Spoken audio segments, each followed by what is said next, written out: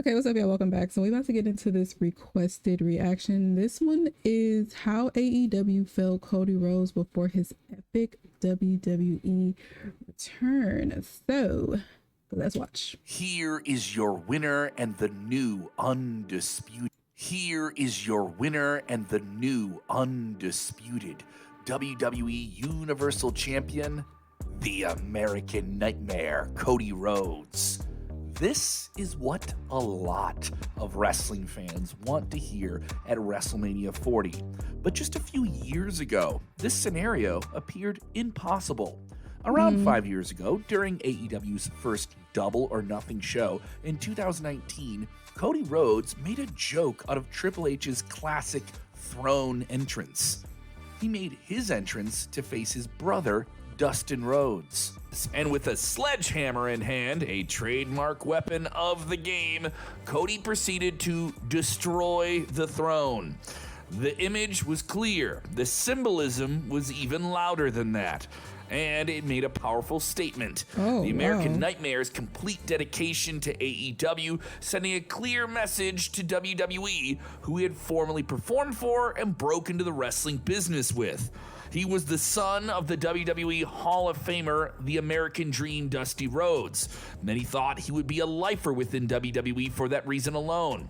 But Cody was initially positioned as an authority figure in this new breakout company, AEW, in its early days. Also, as one of its top attractions in the ring, he utilized this moment to declare his unwavering commitment to AEW's vision and what it was doing moving forward. However, merely 3 years later, in 2022, a significant turn of events had unfolded at WWE's WrestleMania 38 in Texas. Cody Rhodes, who had left AEW a few months prior, made his huge, triumphant return to WWE under his own name, with his own logo, and the theme song you had heard him walk out to in All Elite Wrestling. So what transpired to cause the departure of the person who was so instrumental during the inception of AEW and what it would do for the wrestling business as a whole? This is Sportskeeda Wrestling. I am Kevin. What do you think of Cody so far in WWE since he jumped back from AEW? Let us know in the comments below. Cody Rhodes made his big debut in WWE in 2007, and this came easy for him in the eyes of some,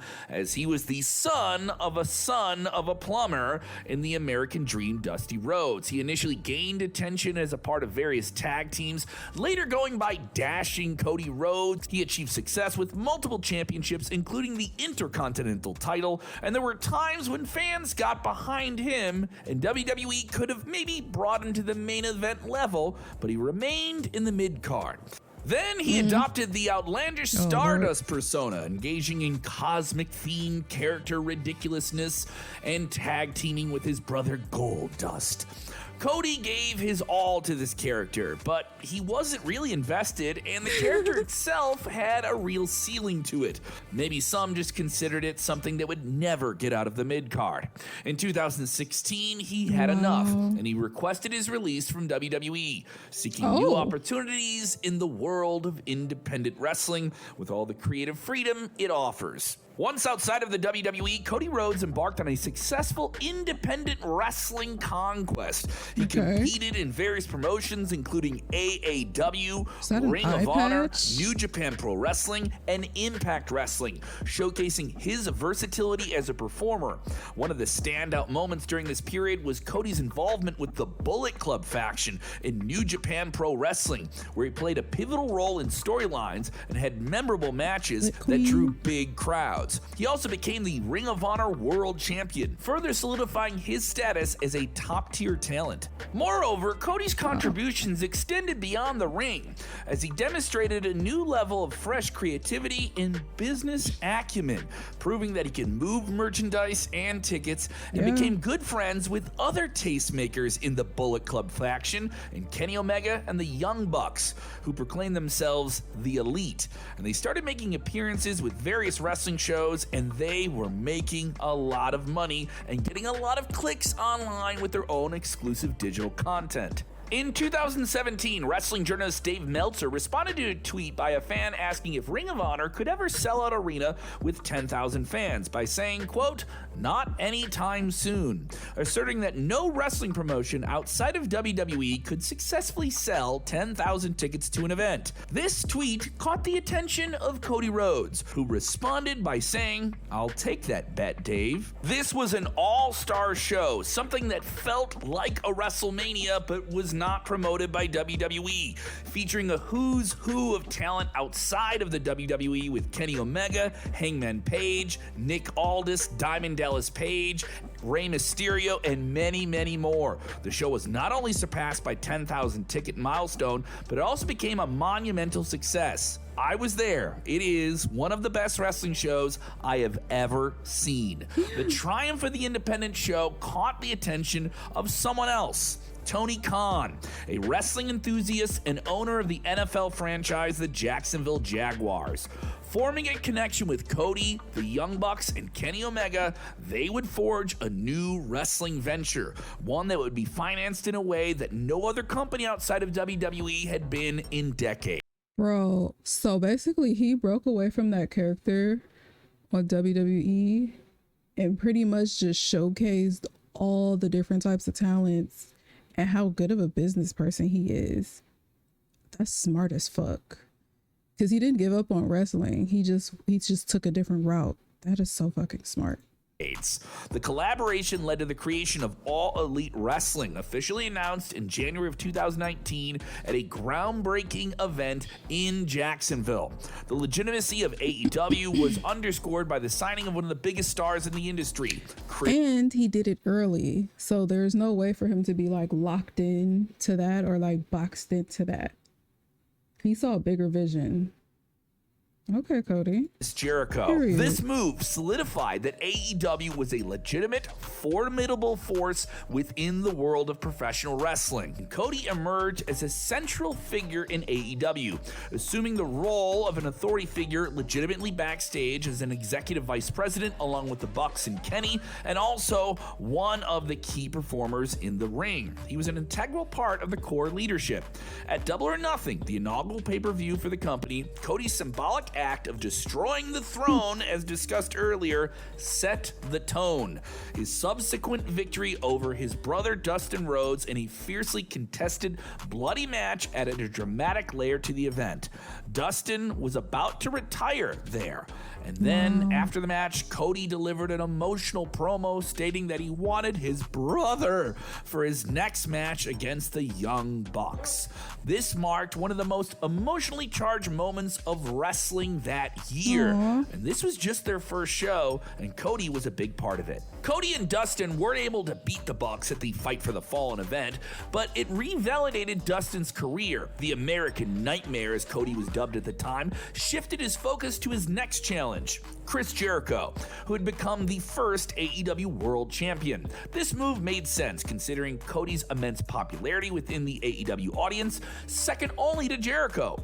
During this period, Cody also squared off with talents like the upstart Darby Allin and more. A significant milestone followed the launch of AEW's weekly TV show in Dynamite in October of 2019. Cody featured in the inaugural match facing Sammy Guevara. He also developed a friendship with young talents like MJF, while also engaging in a feud with Jericho. However, in the lead up to the Full Gear pay-per-view title match, Cody introduced a now questionable stipulation before the match with Jericho, that if he couldn't defeat Jericho for the AEW World title, he pledged to Jericho looked like a sad ex-girlfriend. Introduced a now questionable stipulation before the match. How could you do this to me? I loved you. Okay, I'm sorry. With Jericho, that if he couldn't defeat Jericho for the AEW World title, he pledged to never challenge for the title again. Fans speculated that this stipulation hinted at a predictable potential win for Cody. However, at Full Gear, Cody's supposed ally, MJF, betrayed him, throwing the towel in during Jericho's Walls of Jericho submission hold, allowing Chris to retain the championship and Cody to never challenge for it again. Obviously, Cody now passionately sought revenge against his one-time friend, now villainous foe, we will have to go Maxwell again. Jacob Friedman. While Max had already established himself as a skilled heel and prolific talker on the microphone, this rivalry elevated him to a status of premier villainy in pro wrestling. The intensity of their conflict was evident when MJF mercilessly lashed Cody with a leather belt on television, a stipulation Cody would have to suffer simply to have a match with MJF at the Revolution 2020 pay-per-view. Another match I saw where MJF emerged victorious through nefarious tactics. Interestingly, in 2 of the AEW pay-per-views following the acquisition of the TV deal, Cody faced defeats in both matches, prompting speculation from some that his status as a presumed golden boy within the promotion was questionable. He wasn't just going to be an executive president to put himself over in the ring with contracted wrestlers. However, Cody was still a prominent figure and leader both on the microphone and in front of the camera for AEW. What happened right here? So whenever they needed a good boost, he was the man to call upon. This became particularly evident during the onset of the COVID-19 pandemic, when he was the first wrestler to address the TV audience on Dynamite in the absence of a live crowd. His impassioned words resonated with an audience during a time of serious stress and doubt, where the wrestling industry would face unprecedented challenges. During this period, AEW introduced the TNT Championship as a secondary title alongside the World Championship. And interestingly enough, the inaugural champion was none other than Cody Rhodes. Yet God. For some fans, it felt like a consolation prize, maybe a symbolic gesture following his stipulation that prevented him from going to the world title level. We're still scratching our heads about that one. Despite this, Cody excelled as the TNT champion, playing a crucial role in elevating emerging talents like Ricky Starks and Eddie Kingston. His initial loss of the title to Brody Lee, who had just joined the fold recently from WWE, was short-lived. He swiftly regained the title in a rematch. TNT Championship matches became central things you needed to watch in AEW, and it was mainly because of his performances. But at Full Gear 2020, he lost the championship to the rising Darby Allin. This is when his booking in AEW started to get a bit rocky. Cody owned a wrestling school, the Nightmare Factory, along with QT Marshall. AEW incorporated this dynamic into his storyline, where QT turned on Cody. This development didn't exactly capture all of the audience's interests at the time, and some were just unfamiliar with QT, yet he was still coming up the ranks. The prospect of Cody feuding with him may not have felt like a big-time angle.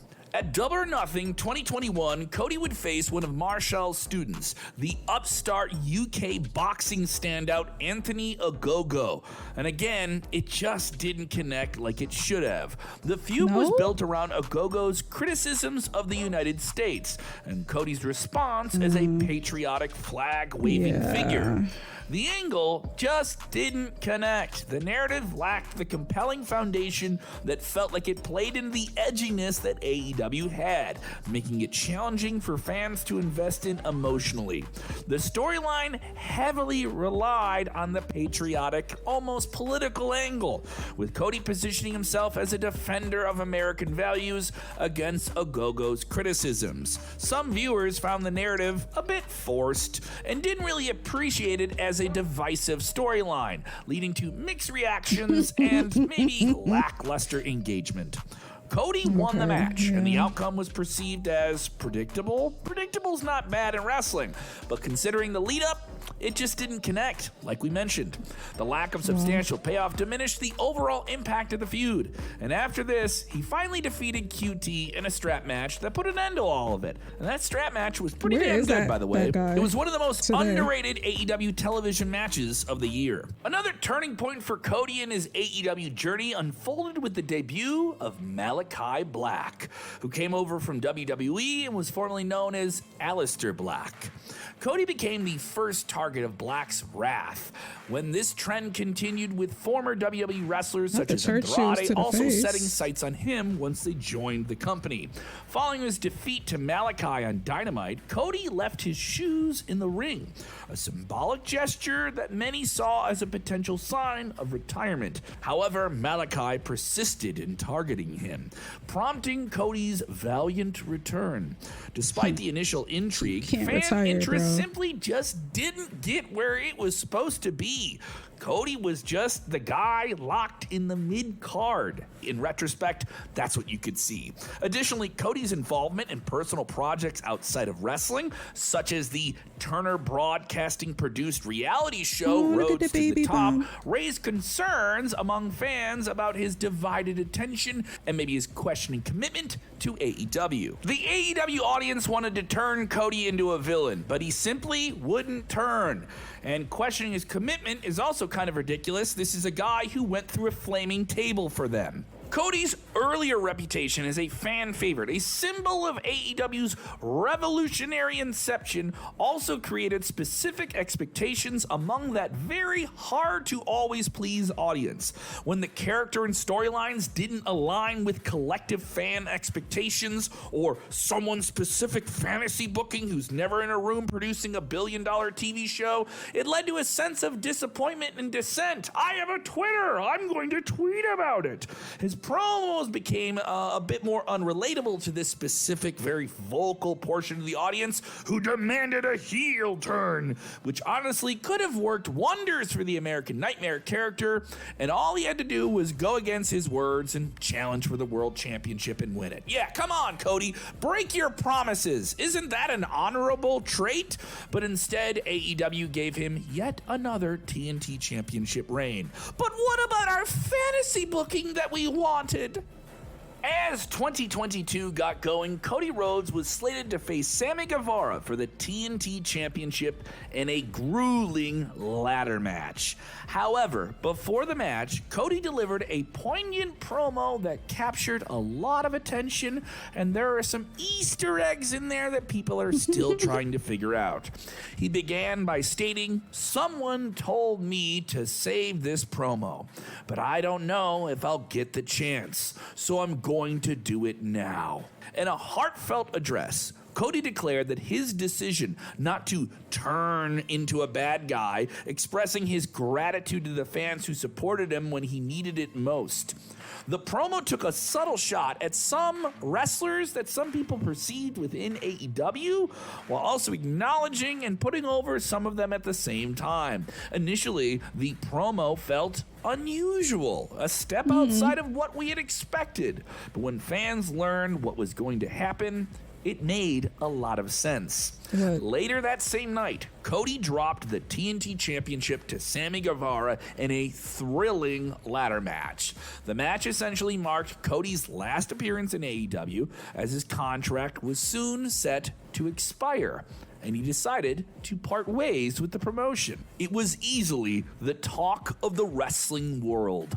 Fans were left in a state of disbelief as news circulated that Cody, who was a key figure in AEW, had departed the company. Some were genuinely surprised, unable to fathom that a person who was such a big part in getting it going was now going out the door and choosing to do so.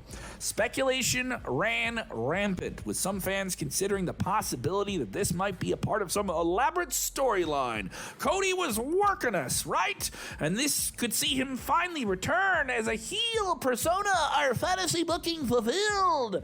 However, as reports started to emerge of something even bigger than that, Cody Rhodes was the hottest free agent in pro wrestling, and what he would do next was getting people talking. And it was just a few months before WrestleMania 38 that was looming on the horizon. And Seth Rollins, one of the most critically acclaimed wrestlers in the world in WWE, was set to face a mystery opponent. Yeah, everyone was connecting the dots. Speculation ran wild, with many anticipating that the mystery man would be none other than Cody Rhodes. Yes, the prodigal son of a plumber coming back to WWE. The first night of WrestleMania arrived. Everyone was expecting it, and they got it. After what felt like an eternal pause as Seth waited in the ring with a stadium full of people in Texas, the echoing sounds came, and they brought everyone to life with the words, "Wrestling has more than one royal family." And to the astonishment, yes, people were still astonished, even though this was happening, to everyone in the WWE fandom, Cody Rhodes emerged from the stage, prompting an eruption that we had not heard in quite some time.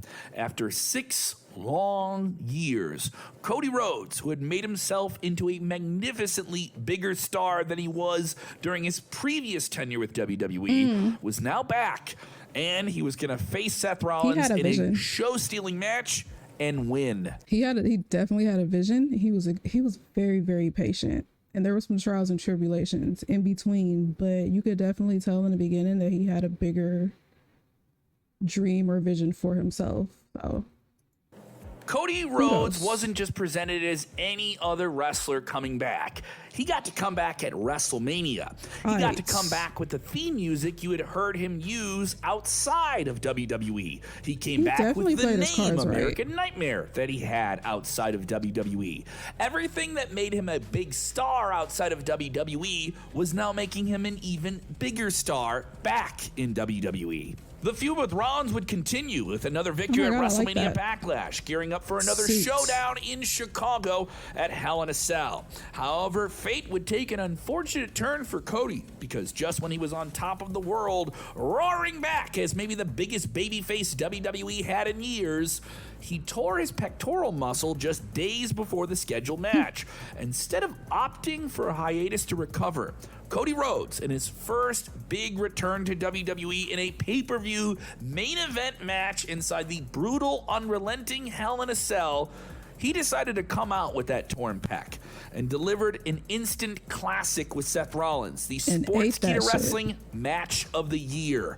The intensity of that match was palpable, with Seth's offense moving and evoking emotion and realism, because you were seeing someone with a ripped muscle continue to perform directly in front of you. I was there. You could hear the gasp from the audience. When Cody removed his ring jacket, it underscored his unwavering dedication to the business. No matter where it was, if you paid to see Cody, you were getting all of Cody, highlighting his commitment to top-notch performances. Remember those people that questioned that commitment? Where were they then when he took off that jacket? This is probably the time when WWE decided that he was going to be the next guy, even if he was going to be on the shelf with an injury. As Cody furiously worked through rehab to come back, WWE fans anticipated that return at the Royal Rumble 2023, and they got it.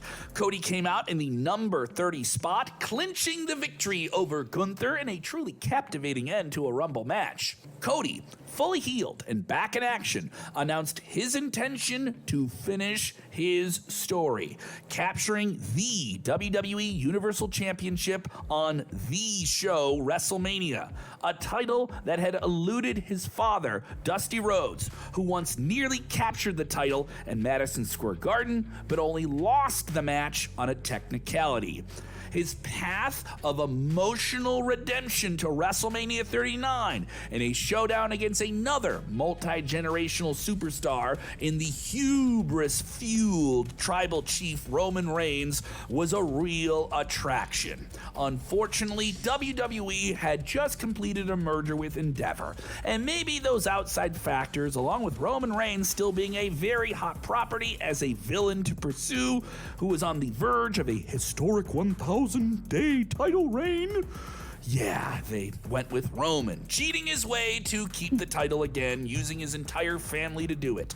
Defeat, yes, it was an emotional, hard pill to swallow for Cody, who truly had people thinking he would be the guy to take down the guy. The following night on Raw, I'm not gonna lie, a tiny little part of me, a little piece of me feels like I have different emotions when it comes to this whole like finishing the story thing, and a tiny little piece of me, I did not know this was on. A tiny little piece of me feels like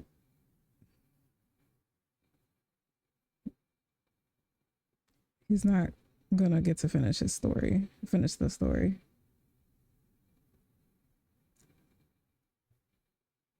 I don't know.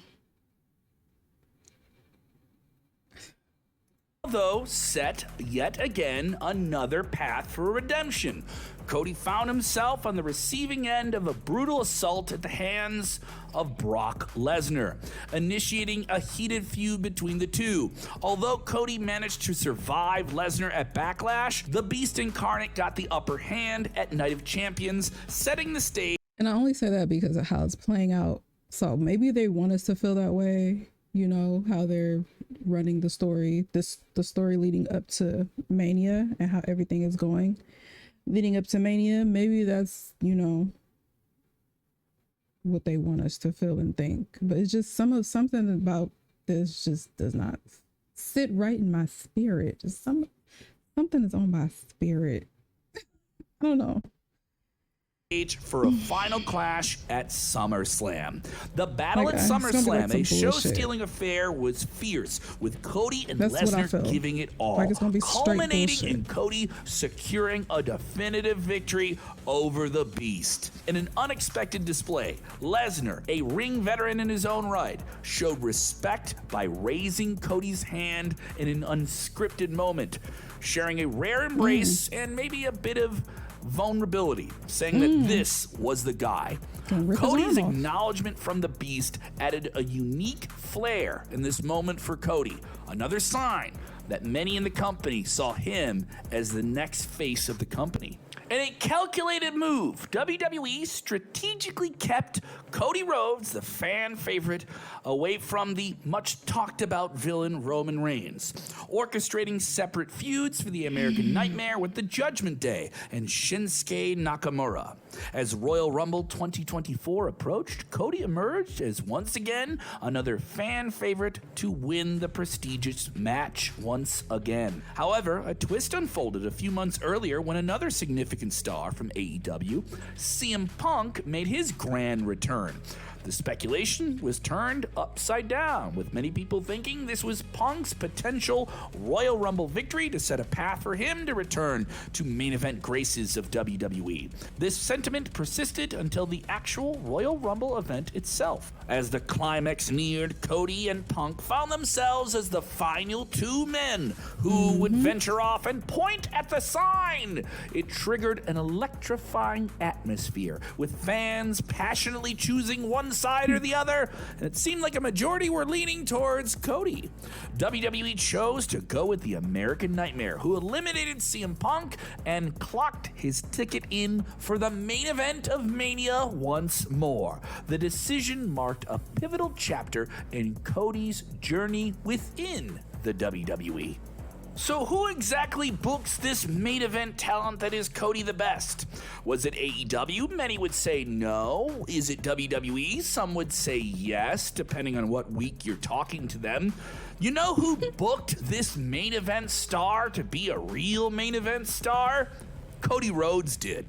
Cody Rhodes did it by leaving WWE on his own terms. He did it by leaving AEW on his own terms. He did it by projecting himself and connecting with the audience as who he truly is. Someone who dreams big and fights even bigger.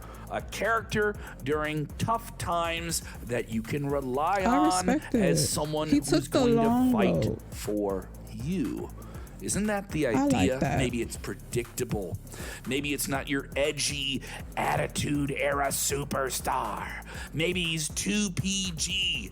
Maybe you're just not letting yourself see it. However, controversy brewed following his Royal Rumble victory. Despite Cody swiftly setting his sights on Roman Reigns at the Rumble, an unexpected turn occurred on the subsequent episode of SmackDown, where he graciously stepped aside for The Rock to take his place.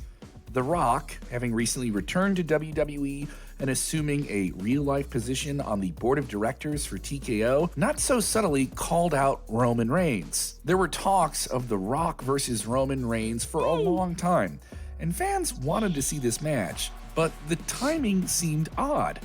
Cody was the Royal Rumble winner. That raised eyebrows as fans were disappointed to see him sidelined for this showdown. Right. This decision sparked a massive online backlash, with Cody trending and chants of "We want Cody" echoing throughout arenas and even leading to fans to boo The Rock at an untelevised show for WWE, a testament to Cody's rising prominence in the industry. Ultimately, at the WrestleMania kickoff press event in Las Vegas, it was confirmed that Cody would indeed face Roman Reigns at WrestleMania 40, rather than The Rock. In response to the fan reaction, The Rock and WWE made the right decision, turning him heel and aligning him with Roman Reigns, joining the bloodline. He ignited the feud by delivering a stinging slap to Cody at the press conference, setting the stage for an intense rivalry with the American Nightmare. While the prospect of a showdown between Cody and Roman promises fireworks, there's also speculation of a potential clash between Cody and The Rock, or perhaps a tag team bout pitting Cody and Seth Rollins against The Rock and Roman Reigns. Regardless of the outcome, this feud is poised to elevate Cody to an even greater level of stardom. There is very little chance he will not win the title this time. WWE has protected him at all costs, it seems like, and now he is ready to be the face of the company.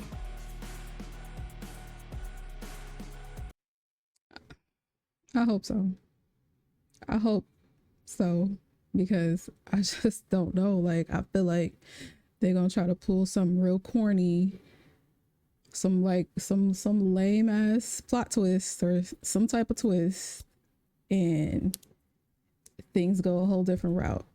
I definitely believe that when us, the fans, when we kind of like clock like what they're trying to do, I definitely feel like they go back and they kind of like switch up the stories a little bit, or kind of add on some shit to kind of like, you know, throw us off or whatever, keep us like guessing, you know, pull emotions out of us, because they're good at that. They're definitely good at doing that or whatever. So, you know, like I've been saying, I'm having a hard time like kind of locking in on a prediction. My predictions keep changing when it comes to like WrestleMania. Sometimes I can like kind of feel like, okay, I see what y'all are doing. I see what y'all are trying. I see what angle y'all are trying to play this. But with this, I'm just like, one day I feel this way, and then another day I feel this way, and I'm like, what if they do this? But no, what if they do it like that? So I'm just like, it's a lot going on. I just have to wait until we get to that day, y'all. But this was a good ass video. I like how Cody played it out. You know what I'm saying? He played the long game instead of staying in that character. He saw, like, you know, he saw something bigger. So much respect to him for that, you know, because he was patient, and patience does pay off. And look where he is now compared to, you know what I'm saying, what he was before. So big respect. But yeah, that's gonna do it for this reaction, y'all. Make sure to leave some likes and comments down below. I know some parts I probably seemed a little like confused or off, because I am learning about this.